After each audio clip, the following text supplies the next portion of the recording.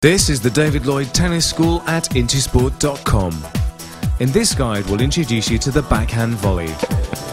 A volley is played before the ball bounces, so you don't have to worry about the bounce and whether the ball has spin on it, but you will have to develop good footwork to get to the ball more quickly. The basic backhand volley is played close to the net, and if possible, when it's still above the height of the net. Hitting the volley from above the height of the net means that the ball can be hit down into your opponent's court, making it more difficult for them to return the ball. Since the backhand volley is played close to the net, you need to know how to get to the net in the first place. These scenarios are covered in the forehand volley guide, so if you haven't already watched it, you can watch it next. Let's start with the grip. When you volley, you need a continental grip for both backhand and forehand. Even if you have a two-handed backhand ground stroke, try to learn a single-handed backhand volley. The easiest way to find the continental grip is to hold the racket as if you were using the edge of the frame as the blade of an axe. If you're right-handed, hold the racket with the edge of the frame pointing at the ground and make sure the base of the V between your thumb and index finger is to the left of the center of the handle. For left-handed players, the V should be the right of center. The volley is a very short action. Some people liken it to a punch action. To do this though, you need to be balanced. Get to a ready position about 2 meters away from the net. Make sure your feet are about shoulders width apart and the racket is at waist to shoulder height in front of you, with your elbows extended. Check, you have a continental grip.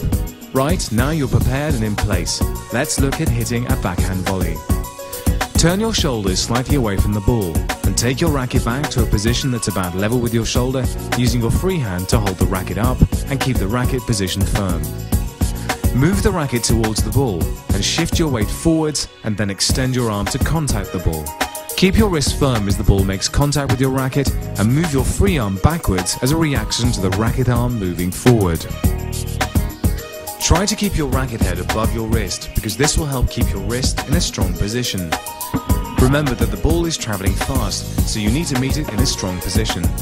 The action is a short, sharp contact with the ball, with your racket moving forwards and downwards, and unlike normal ground strokes, you don't need to swing the racket back before contact.